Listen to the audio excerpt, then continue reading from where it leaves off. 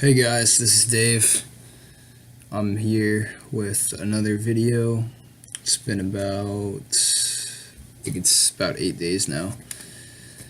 Sorry for the inconsistency with the uploads. Just had to finish up my history class. Things got a bit stressful. But now I'm done with my half semester course, so hopefully I'll be uploading a lot more often instead of doing videos like consistently for a little bit and then breaking schedule. Hopefully gonna have a video up every 2 to 3 days and hopefully stick to that schedule. But today we are going to talk about the New York Giants and their offseason that they've had so far.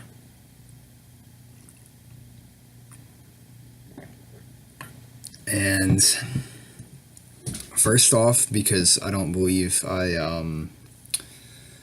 talked about it, I'm really excited to see what Pat Shurmur can do as a head coach. He did a really good job with the Vikings this season and making most of the offense a lot better than it was previously, and helping to elevate certain players' games, and basically just end up making the team a considerable amount better. So I'm really excited to see what he could do as the new head coach for the New York Giants. The second biggest addition, I personally, to be honest, did not know of this guy until recently.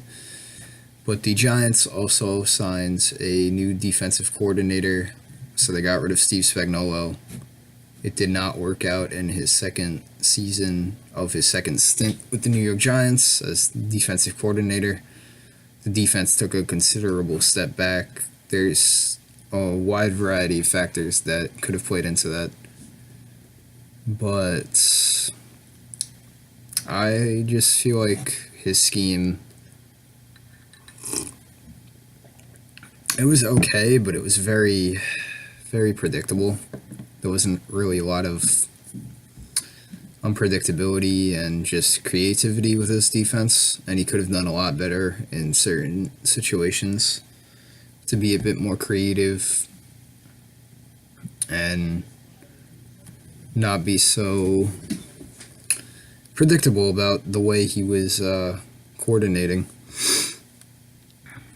He seemed to just call the same type of plays on defense. He didn't really switch it up much, in my opinion. And he sticks to the same type of sets for the most part. At least I feel that way. Next thing I'm really excited about is the Giants were able to pick up Nate Solder, the tackle from the New England Patriots, and on the Patriots he's had a fairly good career, I'd say.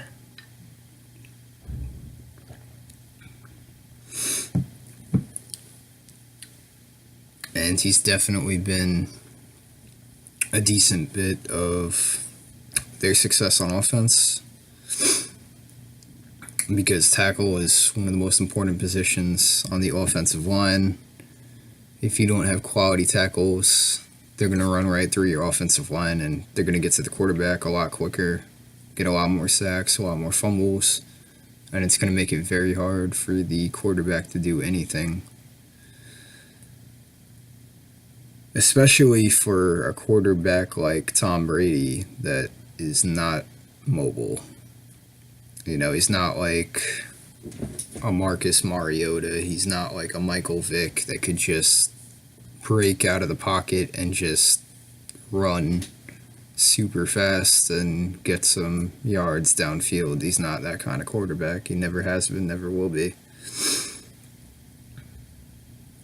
And Eli is the same way. He's a traditional quarterback, stands in the pocket, makes the right throw, for the most part. Sometimes he throws it away. Sometimes he ends up throwing the pick. But that's usually a result of him being pressured by the defense. So hopefully Nate Solder will give him more time to throw in the pocket, and it'll allow him to get much more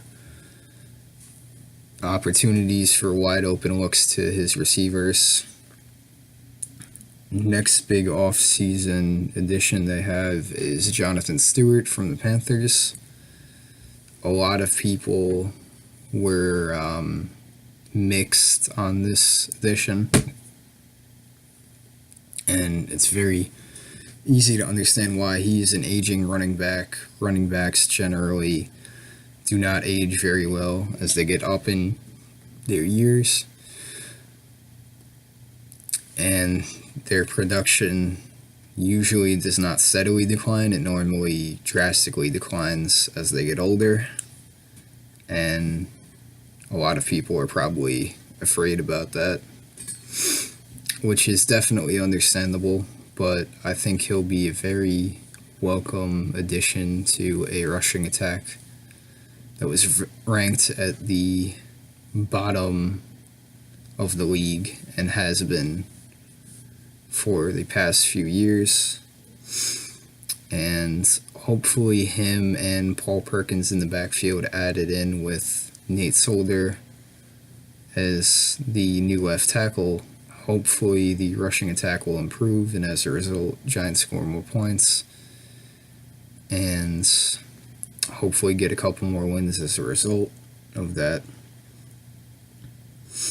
Next addition we got here is Alec Ogletree. Now, if you guys remember, he was the player that roughed up Beckham a couple years back when they played the Rams, back when Jeff Fisher was still the head coach. I actually remember that game very well. I was at my buddy's place, not really a football fan, but he just let me watch anyway. Pretty cool of him. And I was just like, yo, this guy, Ogletree, he's kind of a dick. Like, he just roughed him up really bad. And at the time, like, I really did not like him for that. But I also wasn't as well-versed in football as I am now. And he's one of those guys where if he's not on your team, you're probably not going to like him. Probably think he's, like, a little bit on the dirty side. But if he's on your team, you're like, hell yeah, we get a physical guy on defense. That linebacker could really make it tough for an offense. So I gotta say, I'm somewhat excited about Ogletree on the team. And one more addition. I wouldn't say it's a major addition because I also don't know who this guy is. I've heard the name floated around because I heard about him signing with the Giants, but I'm not really sure how good he is or anything like that. Is Patrick Omame?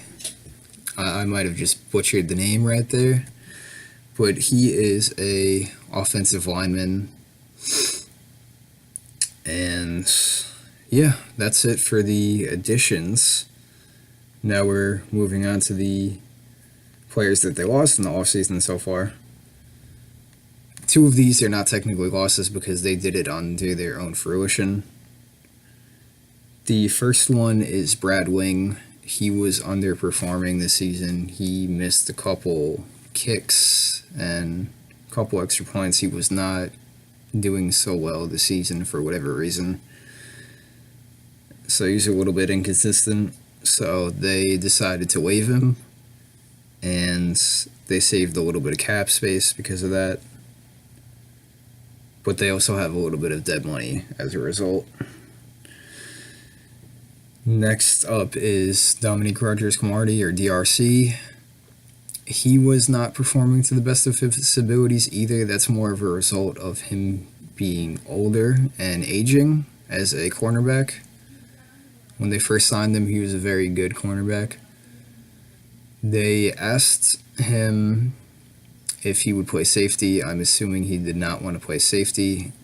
So as a result, since he did not want to be a safety for the New York Giants, they decided it was better to just cut him, because at the cap hit that he was at, they did not feel that he was worth it anymore, so they decided to cut him.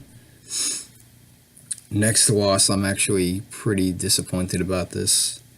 They lost Devon Kennard to the Detroit Lions, but I'm guessing from the additions that they made that they're hoping that Ogletree can fill in for where they lost Kennard at, because I believe they signed Ogletree after they lost Devon Kennard, and they're hoping that he can be at least as good as Kennard was. But that remains to be seen. We will see during the regular season. And the last player that I would like to talk about is Weston Richburg. He was, for a while, one of their much, much better linemen, but he also had some injury concerns, and at times he was somewhat inconsistent. But for the most part, I still think he was a pretty good player, even with the injury concerns. But ultimately, he ended up signing with the San Francisco 49ers. So the Giants lost him in the offseason. Hopefully, the Giants can win a lot more games than they did this season. And with their first pick in the draft, I think they should either draft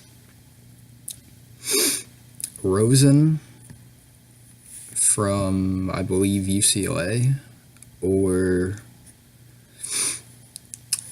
if they think Webb is good enough, because we don't really know, we never got to see him in game action. They would know better than anyone because they've seen him in practice. If they think he's good enough at quarterback to be the next guy after Eli retires, then have him sit behind Eli for the next 1 to 2 years and let him develop and learn as much as possible. And then in that case, either draft Quentin Nelson, the lineman, who's one of the top players in the draft, or draft Saquon Barkley and have a two-headed monster, just in case Perkins doesn't live up to his abilities. And, you know, who knows if Stewart does.